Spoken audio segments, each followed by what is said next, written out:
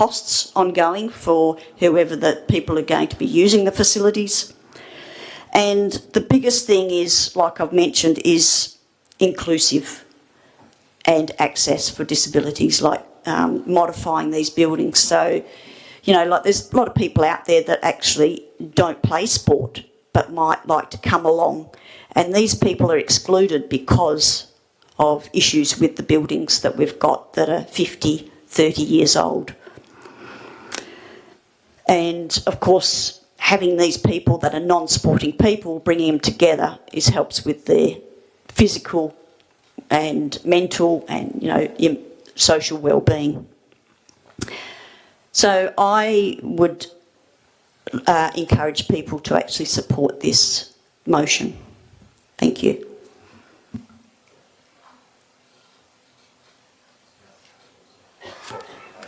Councillor Atherton, you have the right of reply before we take it to the vote. Madam President, could I just ask a question, two questions before? Sure. Councillor Mills. One question is the type of tenderer, or the tender. At the briefing, we were discussing when tenders are put in, if they're within plus or minus our budget. What was the answer to that? Thank you, Madam President. From recollection at the agenda briefing session, we were talking about whether we could go out to tender on a project that we knew was outside of our budget. Is that the same question you're talking? Yeah, yeah.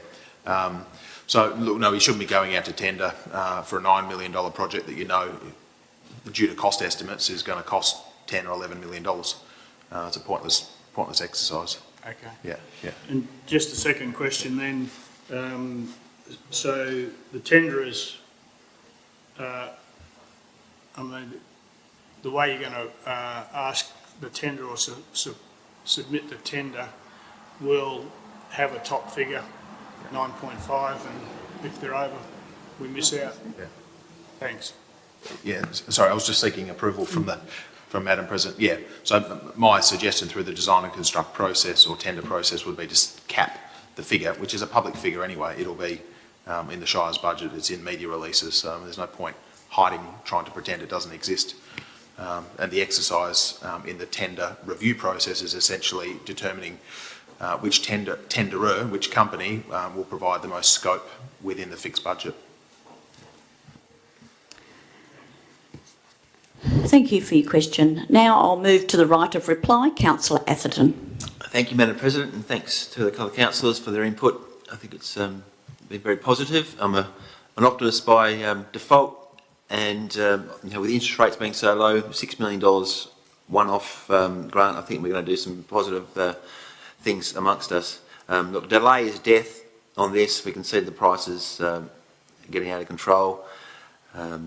We need to ask the questions, get the facts, and when we get the facts, take the action. So, well done, everyone. Thank you.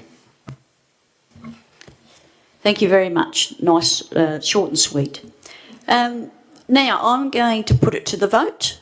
All those in favour of this substantive motion? 1, 2, 3. Against? 2 against.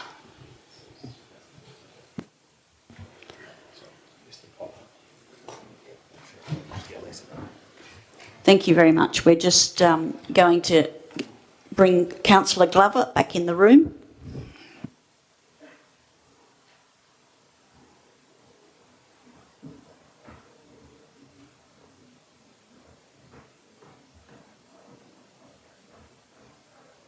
Yep, we're just going to have a 2-minute break, comfort stop, and then we'll resume.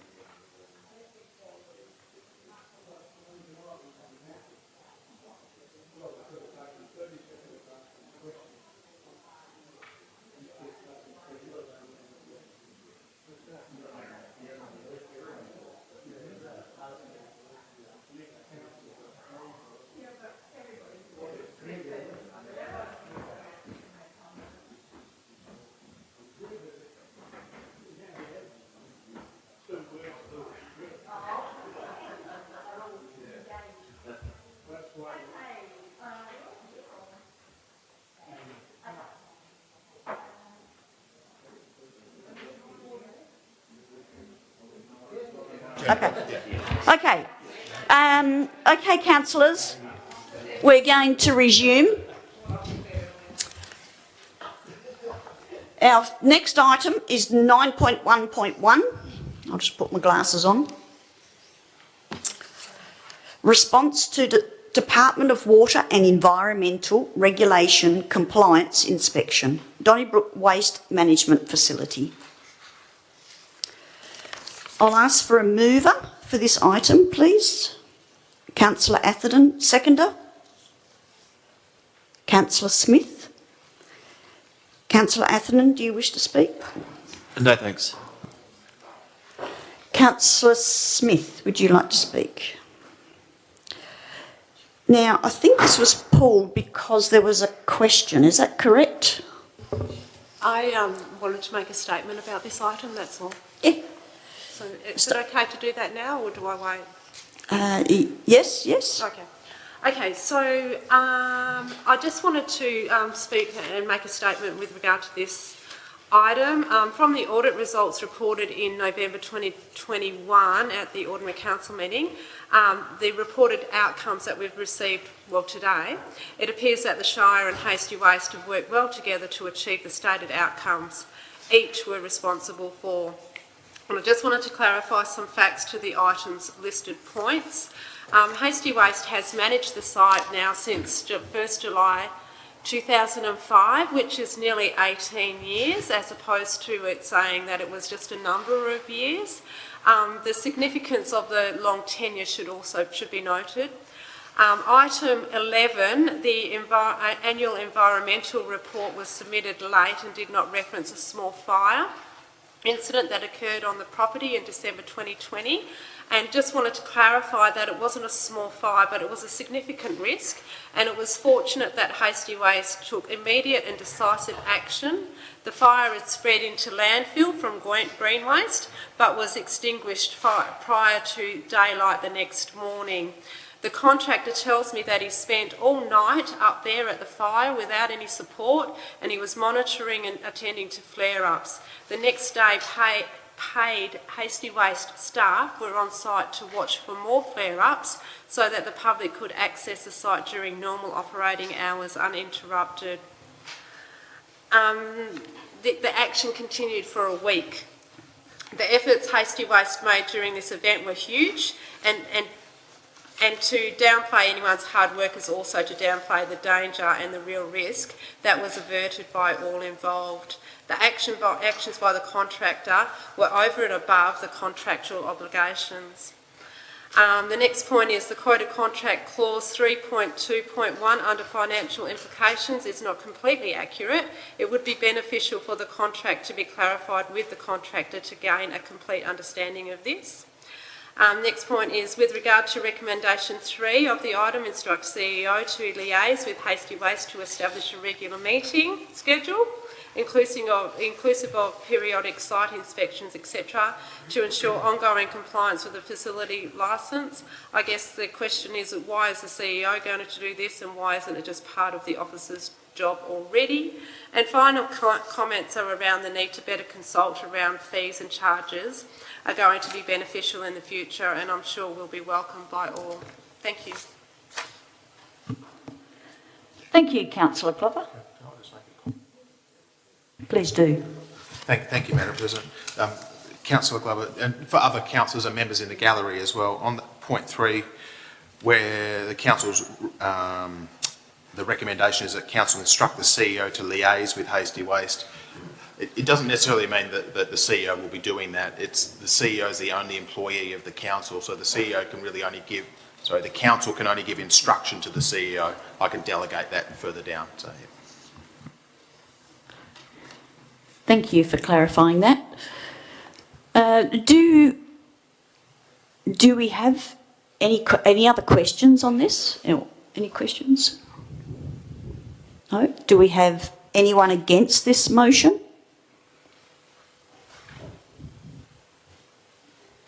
Okay, I'm going to put it to the vote. All those in favour? Yeah. All right, I can do. Just carried. Okay. No one's against it, so we'll just carry it. Well done. We'll give you a turn next time. So what's the next one? 912? Oh, yeah. 912, page 17. Yes. Councillor Athen is leaving the room because he has a financial interest. 9.1.2, proposed road names, new roads for subdivision 161049, lot 72, Grimwade Road, Walter Street, Balingup. Do I have a mover of this motion? Councillor Smith. Seconder? Oh, that was quick. Councillor Massey. Councillor Smith. Councillor Smith, do you wish to speak? Councillor Massey, do you wish to speak? Yes, I do. Thank you very much, Madam Chair. Look, this is a major new subdivision for Balingup. We don't have them very often, and our local community in Balingup is very attached to historical significance for all of our locations, and to us it matters very much. I guess I'm speaking as a Balingup person, but I would say the same if we were talking about Donnybrook, if it mattered to Donnybrook people too. I think it's important to go with names that have the support of the local people. Above all, we want this subdivision to become part of Balingup, not to become that we're placed down the road where, other people live. We don't want that. We want it to be part of the community, and the way to do that is, I think, to go with the recommendations which have the support of the local organisations. Thank you. Thank you, Councillor Massey. Do we have any questions in regards to this item you'd like to ask? Councillor Goobler? I thought there was something in some of the emails about a suggestion about Rosella Luke or something or other, and there was some other names. Yeah, there was a letter that came from the landowner, the subdivider. Is that correct? Yeah, I can't. Yeah, Brook, was it Brook something? First one was Brook something rather. Brookview, or yeah, I'll pass you over to the Director of Operations. So the councillors would have received an email today. I'm not sure if you've all had the opportunity to see it. It was from the applicant. So the applicant, as part of this process and as outlined in the report, put forward several names for consideration.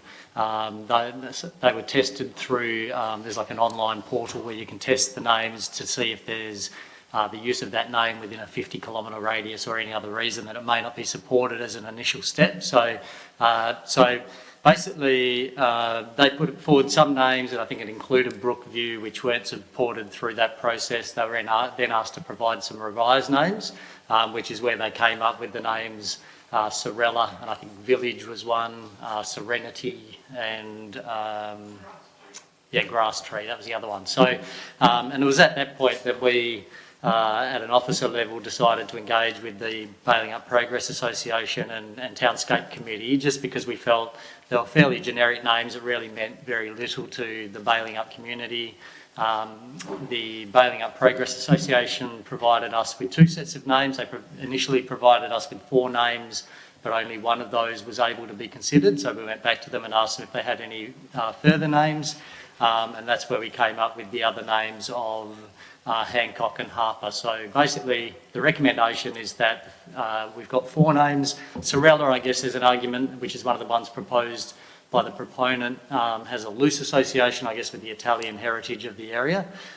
So we're suggesting that's the 4th one in the list, but we would recommend Brennan Avenue for the main, or Brennan Drive, I think, for the main road, and then Hancock for the cul-de-sac within the subdivision.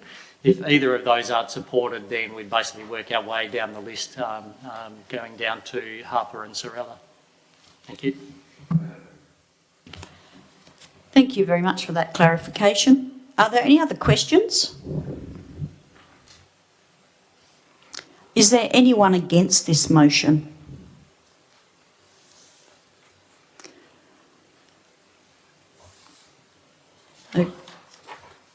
No? Councillor Jones? I'll take it back to the right of reply. Is Councillor Smith? No? Okay, I'll put it to the vote. All those in favour of the motion? 8-0, carried. Councillor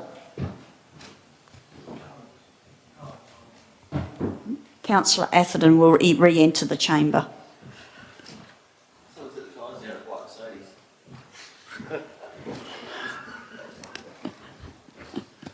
It's all right, I've got a mechanic here.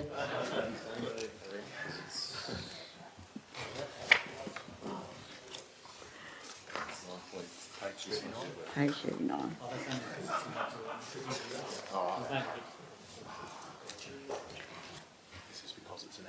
Oh, it is too. Okay, so this item 9.1.4 is an absolute majority, so that's why it's been pulled out of en bloc.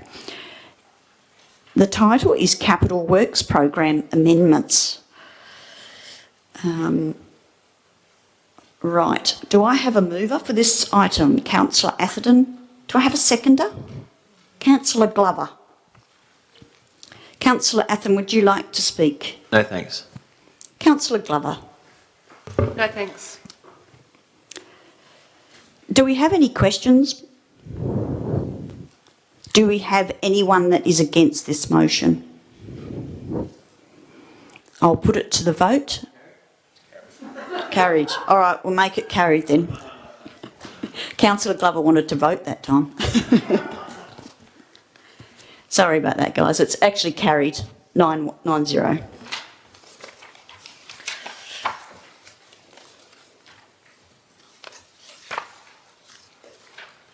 What's next? Okay, page 52. 9.2.5. 2022-2023 draft budget assumptions. The executive recommendation, I can read it out, that Council endorse the 2022-23 draft budget assumptions as contained within attachment 9.2.5 budget outline 22-23. To request the Chief Executive Officer to prepare the draft budget based on the approved assumptions. Do I have a mover? Councillor Atherton? Councillor Glover? Councillor Atherton, do you wish to speak? No, thanks. Councillor Glover? I did draw this item off of en bloc because I had a few queries around that. Okay, well that was your speaking to it, I guess. So would you like to ask your questions now then? Okay, well I'm not sure if I'm asking questions actually or speaking against it. Sorry, I might have got myself all in a fluster. Sorry. Okay, well this is I'm just asking for any questions on this. Okay, I will call for anyone against this. Councillor Glover. Okay, so in 2021, the community spoke quite clearly in their voting that they were not happy with the 8.6% rate increase. This year, the proposed rate increase is 8%, and this is compounded on top of the last rate increase in conjunction with the gross rental value assessment, which is due to take place this year. Some ratepayers will find the increase bearable, however, others will find it very difficult to manage. As you noted in the budget outline for 2022-23, all LGCI components are forecast to increase. As with local government ratepayers, also their cost will increase as well, and the rates will exacerbate this and will be detrimental for some, if not many, in the Shire. I want to bring everyone's attention to the impact the rate increase will have on our local businesses, including farmers, as they appear to be hardest hit by the 21-22 8.6 rate increase. Farmers in particular have found the rate increase to be higher than 8.6, remembering 8.6 is the total increase in rates revenue. This is not evenly split For some, the increase was not much at all, while others received up to a 19% increase. Perhaps Mr Dozzadelli at some point will explain the bell curve of rate averages to all, but I'll just continue on. One property owner, a farmer, has reported the increase was 15.3% this year. Sorry. With the gross rental value set to increase. The compounding rate increase from 21-22 in conjunction with the proposed 8% average increase will see our farmers' rates increase dramatically. Combining this with the overall expenses of higher fuel prices, labour, materials, fertiliser, etc., it presents a worrying scenario. It also needs to be noted that many of these property owners do not have rubbish collection, they don't have footpaths, they don't have deep sewerage, and their roads are often poorly maintained, etc. These property owners are the backbone of our community, yet they receive less and pay more. My final point is in the 2021 audit report produced by the Officer of the Auditor General, it states that the Shire's operating surplus ratio has been below the industry benchmark for the past 3 years. As I understand it, to put that simply, the Shire's expenses exceed their revenue. In part to rectify their operating surplus ratio, I believe that it's pertinent that the administration seek other opportunities to reduce expenses rather than increase reliance on continued rate increases which are unaffordable to some, particularly business owners in our community. I'm now asking other councillors here tonight to think carefully on their vote with regard to enabling higher rate increases with item 9.2.5, the budget outline for 2022-23. Thank you. Thank you. Yes, a question, Councillor Atherton. I'd like to move that we go into committee. Thanks. Suspend standing orders. It's the order of debate. Just a moment till we check the laws.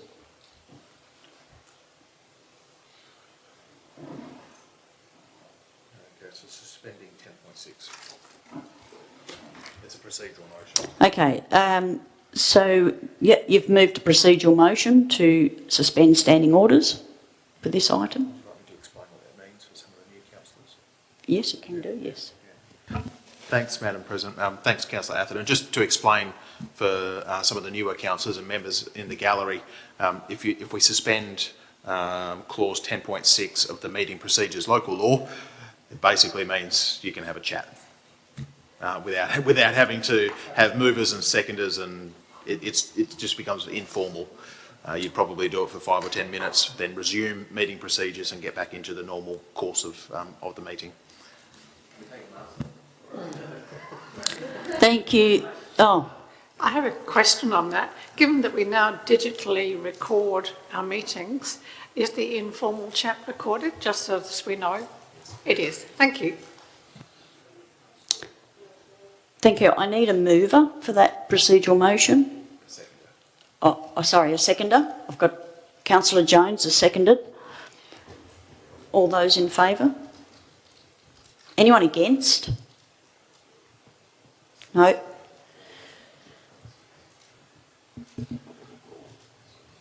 Just waiting for the minute taker to catch up.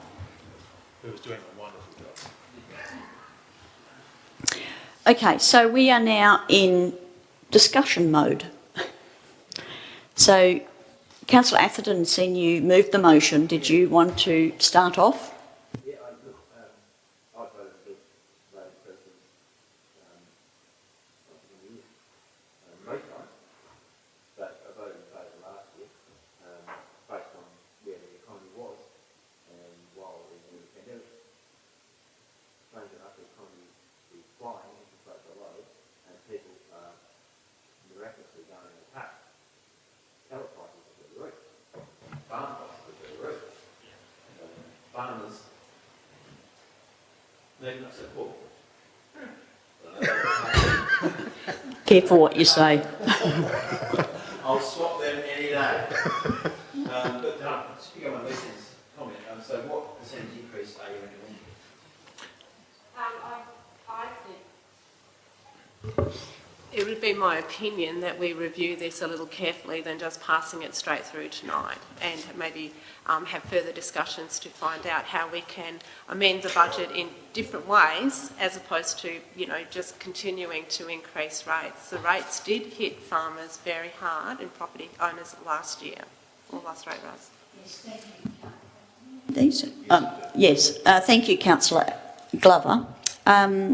I believe this is really just a baseline for where the executive start off, but I might put it over to the Director of Corporate and Community to actually explain what this motion is all about in this item.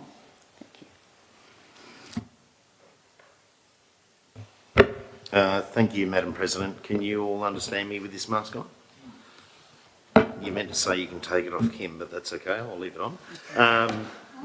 Look, this is a budget outline document. It is simply to give some guidance to officers in preparation of the budget. Currently, or the last reported CPI for Western Australia was 5.7%, and the forecast from economists is that that will jump by 30th of June. In our currently adopted long-term financial plan, the rate increase is 8%, and the assumption for underlying inflation was only 1.5. There's a massive gap here.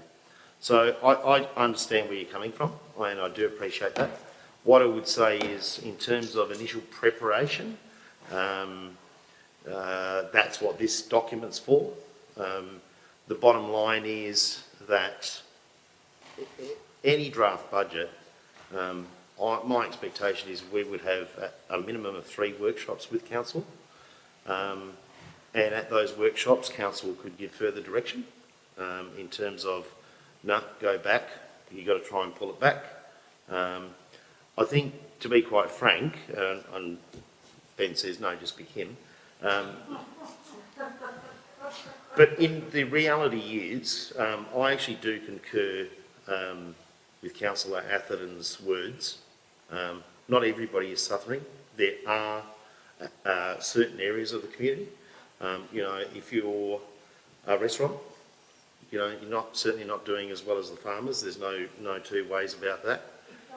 If you own a restaurant, as an example, or if you happen to be in Albany and you have a nightclub, they've closed it, which has flow-on effects to other commercial activity in the CBD there. We're not Albany. So I hear you, but there are other factors at play. You know, I've been told by our insurers to expect insurance increases of between 6 and 10%. There's huge wage pressure at the moment. We're at our lowest unemployment rate, you know, in recent history. It's hard to recruit.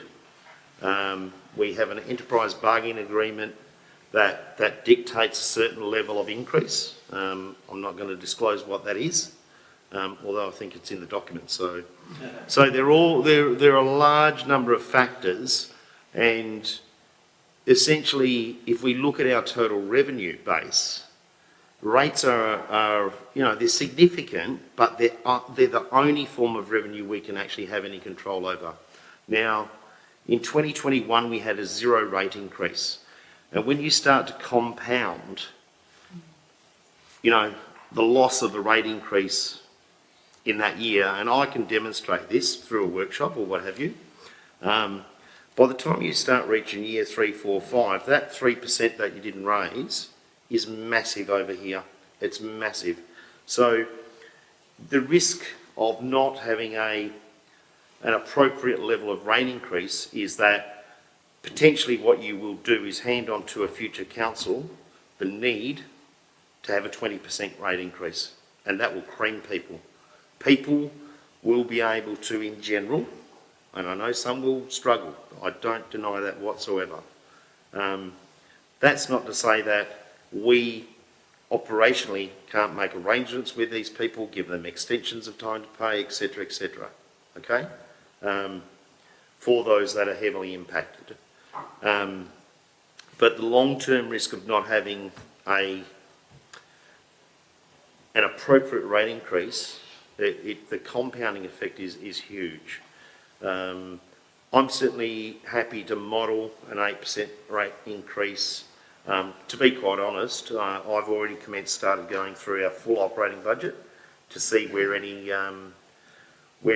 opportunity might be to reduce our expenditure. And certainly we've been looking at ways to do things more efficiently, you know, to reduce, you know, the requirement for increase in FTE, employees, etc. So we're very mindful of that. I'm very mindful of that. At the end of the day, what we'll end up with if we want to reduce, and I'm not saying, look, 8%, I might come to you and say 8% is not even possible. The conversation that will be had at that point, or my expectation is, okay, well, what don't we do? Okay, because it's that clear. You've got this much to spend, and you've got something to spend it on, and you need to choose what you're going to spend it on. So you know, through the workshops, my expectation is we'll have those hard conversations, and by no means does this document mean that council's agreed to an 8% increase. Council's just said, go away, do us a draft on this basis, let's see how we land, let's workshop it, and if through those workshops a direction's given from councillors to say, no, go back, we want that below whatever, or increase it, whatever it is, we'll model it, you know. Yeah, so I guess I probably can't offer more than that at this point in time. But certainly councillors would have seen the information I emailed, or Ben passed all councillors today. I hope you saw it. It was about the average impact of taking a $2.5 million loan and a $3 million loan per annum, per week, etc. Averages, means. I didn't just get a total figure and divide that and go, oh, there's that many ratepayers. I actually did individual calculations for every single property. So I can cut that data, and for example, with an 8% increase, I could say it's going to be this number of properties that are going to be impacted by this amount, this, you know, and do that. So to give you an idea, and not only how many properties, but what are they used for? Are they residential? Are they farming? Are they in that locality? So that will help to also inform councillors in terms of, well, where's the impact really going to hit? Yeah, obviously help in decision-making process. Yeah. Thank you for that answer and in depth with that. Pleasure. I just sort of see budgets as something that this is what we have to spend, and then we try to make that work as well. But at the moment, what I'm seeing is we're spending more than we're earning, and the only way we're kind of looking at that is like, let's just try to get more in, which is actually by rates. I know there's grants and things like that too, but I think overall we need to try to find a way to actually reduce what we're spending in some way. And that's what I'm asking, that's what my question is around in that way too, rather than because all the time, if our costs are continuously going up and then we're constantly hitting ratepayers. I pay rates in other shires as well, and I see what I get for those rates as opposed to what I get here, and we're not getting as much here. And I know there's all the factors, there's, there's more ratepayers, there's all of those particular things that come into it, like I understand that too. But I just guess it's like if it was my home budget, I have to live within my means as opposed to trying to, get money off the neighbours. So that's all I'm trying to say, is that we need to somehow find ways to actually bring down our expenditure so that it stays within a means, so that we don't continue to have to hit our ratepayers up. Because our ratepayers, they don't want that either, and that's who we're here to represent and be fair to. I know that we're here for the other things as well with that, but we also need to be mindful of that too. Okay, Councillor Massey, we're still in discussion mode, so... Yes, just still in discussion mode. I wonder if it'd be possible to find out how many, if it's possible, how many of our Shire ratepayers are on pensions of any sort. My thought is that we've mentioned farmers and businessmen. I'm very conscious that many people in Balingup and presumably also in Donnybrook are on fixed pensions. Now, obviously those people don't tend to, but not necessarily so, pay high rates. They often tend to be on the minimum rates, not always so though, but they are all of them being hit by the current increased petrol prices and so forth. So I just am concerned about their ability to pay, but I understand all these things will be taken into consideration as we discuss it further. Thank you. Yes, sure. Respond or one of the questions, if I may, Madam President. Yeah, look, you raise a good point. And in terms of data analysis, yeah, I could add that to the data analysis as well. In the good old days, if you're a pensioner, you got 50% off your rates. Didn't matter if they were $50,000, you got 25 off. Good luck to you. These days it's capped at 750. So it's not like I would not make a broad statement to say, oh, well, don't worry about pensioners because they'll really get only half the increase. That's not necessarily the case. And that's where the detailed analysis has to come in. But I can do that, I can do it easy. And I've certainly done it at other local governments in a lot of detail, and would be happy to do that and share that, via a workshop with council. Yep. Thank you. Any other comments or in discussion? Otherwise, I'll put it back into the meeting mode. But does anyone else want to make any more comments? We need to move it to resume. Okay, so Councillor Mills has moved to resume standing orders. Seconded, Councillor Massey. All in favour? We're back into meeting mode now. So, what were we up to? We've got a second and, you spoke against, Councillor Glover spoke against. Do we have someone to speak for the motion?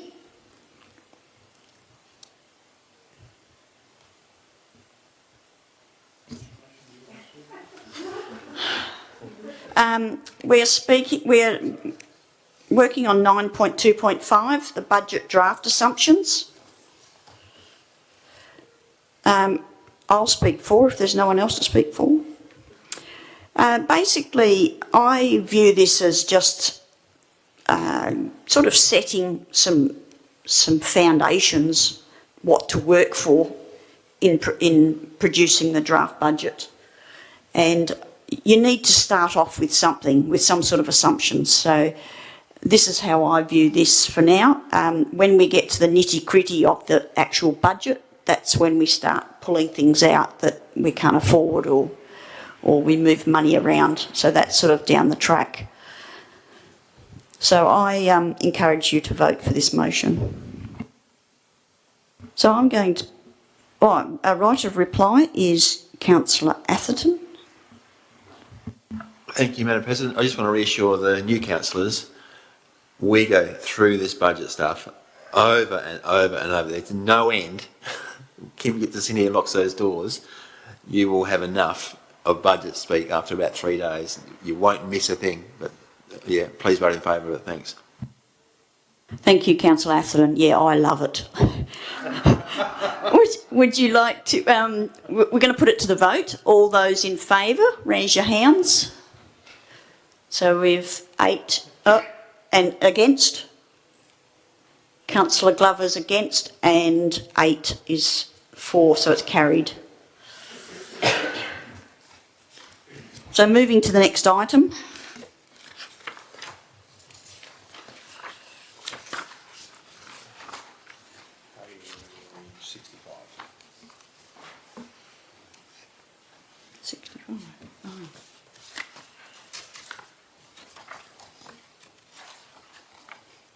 Oh, yes. Okay.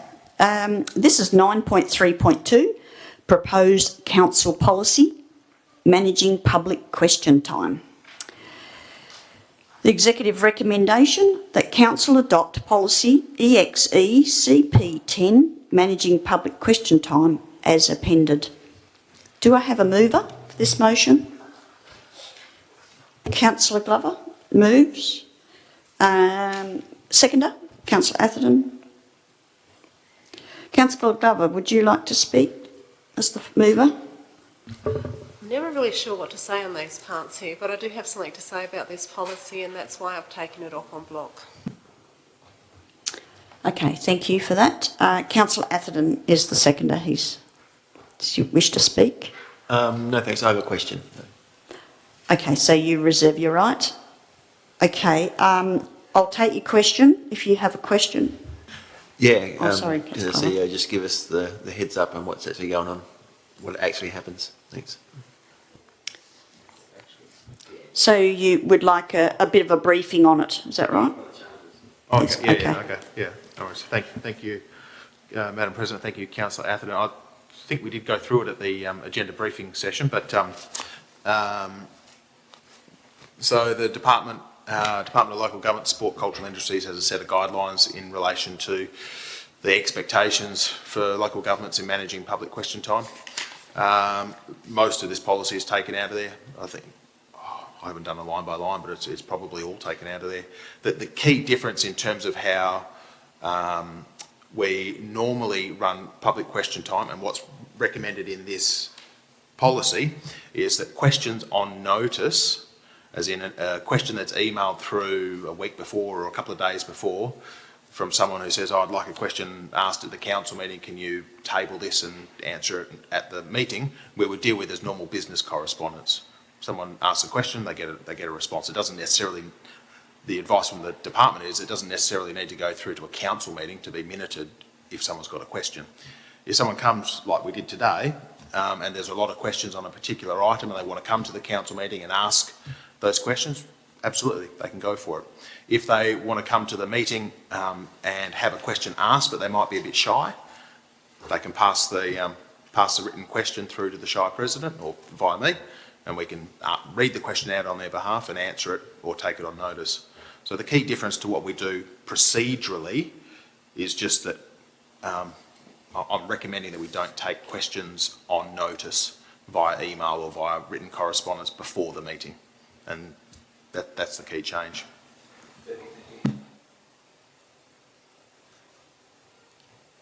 Thank you. Councillor Glover, did you have a question?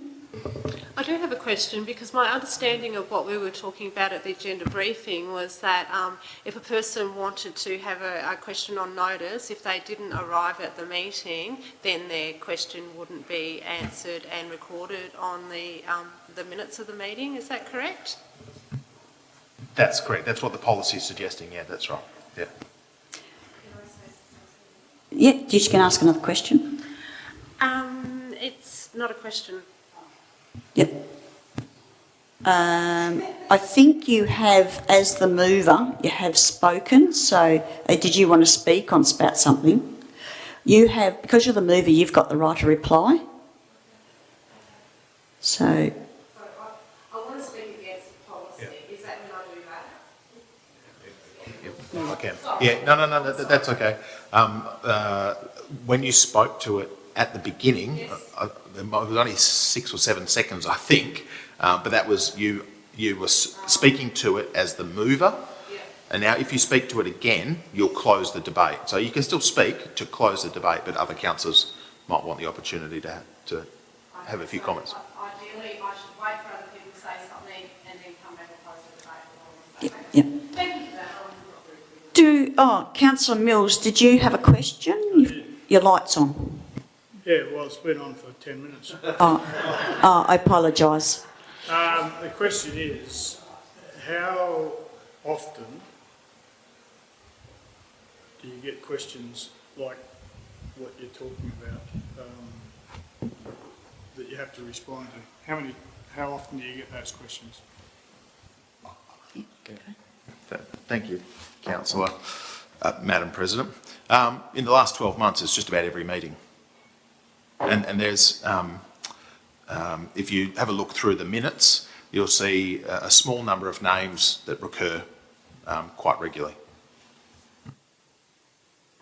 Are there any other questions? Councillor Atherton. I think I know the answer, but just to confirm, you can move the motion, speak against it and vote against it? Correct. Thanks. Any other questions? Okay, I've got a question. Just in regards to what Councillor Glover was talking about, how people send in questions by email or whatever, they have to actually attend, but is there anything stopping them from saying, going to their neighbour, because their neighbours, say, might be going to the meeting and them handing the question to them and the neighbour actually reading that question out? No, nothing stopping that at all, no. Thank you. Councillor Massey, you got a question? Excuse me having a lolly in my mouth. But would this mean that if somebody wrote in advance and said, I'm coming to the meeting, I would like this question asked, if they then come along to the meeting and ask the question, it will be dealt with at the meeting, it won't be dealt with beforehand? Because otherwise, aren't we discouraging people from actually coming to the meeting and asking their questions? We're encouraging people to, I don't know, sorry, I'm just a bit confused about whether we're actually going to get the outcome that we're wanting. Yeah, thank you, Madam President. So we had that exact situation happen today. I had about 3 people email me questions earlier during the day, and they said, I'm coming to the meeting and these are the questions I'm going to ask. And I think it was done as a courtesy to give the executive a bit of time to research the question before, rather than being put on the spot and having to answer it or take it on notice, which you don't generally want to take things on notice. You'd like to be able to give the advice right there and then. So, no, if they come to the meeting and ask the question, they can ask the question.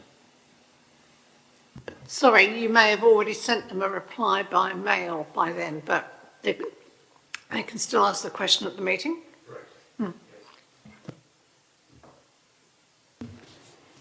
Is there any other questions about questions?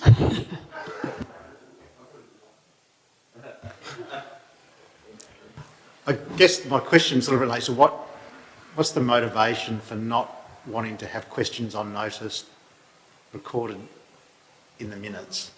Is it, I guess if you take state politics into consideration, questions on notice are not an unusual practice. Yeah. But it's just inquire as to why. Yeah. Thank you, Madam President. It's really about those grandstanding questions, to be quite blatant, well, not blatant, but quite blunt about it. If people are looking to put questions through the council meeting to try and achieve particular ends, this really seeks to try and manage that.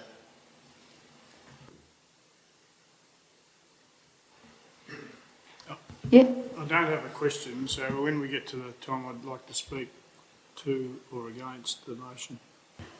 Okay, is there any other questions before I call for anyone? Okay. Yes, you can ask a question. All right.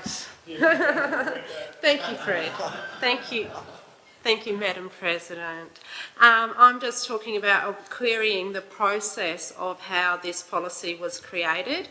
I know I did query it and it had me thinking after the agenda briefing, and I'm wondering the process that took place for this to happen, because I understand that it was formed, or it had you thinking after we went to that Collie meeting, and then it came from there.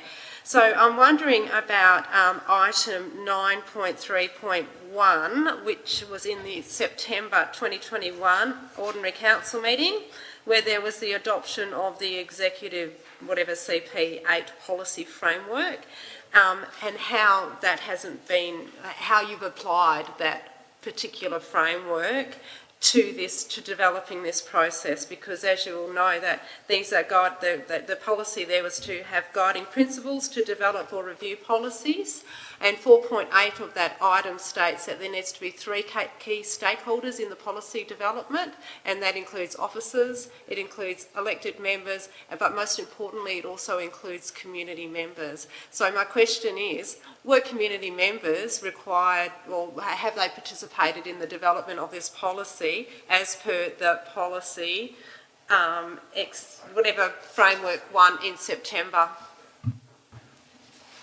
Yeah, thanks. The policy framework, yeah, I'm very quite well aware of our governance officer, Mrs. Clifford, was the principal researcher looking at this, looking at other local governments, going through the departmental guidelines, which gives these recommendations on how to deal with managing public question time.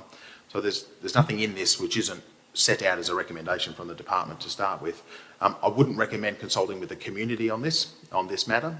This is a procedural matter for the council to deal with. If we're looking at policies in terms of town planning policies or policies on activities in public parks and things like that, yeah, absolutely. But as a governance matter for the council, I wouldn't recommend you go to the community and consult with the community about an internal governance process. But isn't that what that policy was designed and created for, was to ensure that good policy is, particularly this one which actually affects community as well? It also affects community, transparency and communication as well. I'm fearful that we haven't followed the process to develop this policy when it was clearly set out in that item in September that was voted on by council as well, and that was about including the 3 stakeholder groups. So to date there's been 2 stakeholder groups, but I just think that if we're going to pass this policy, we haven't actually met the needs of the policy for writing policy.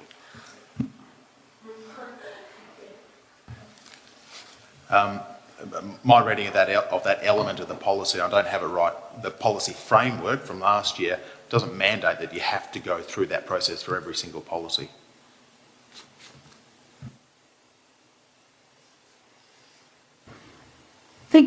Councillor Massey, you have a question? Yes, sorry, one further question. I'm still not quite clear how this policy will stop grandstanding, because we see regularly that we have some of the same faces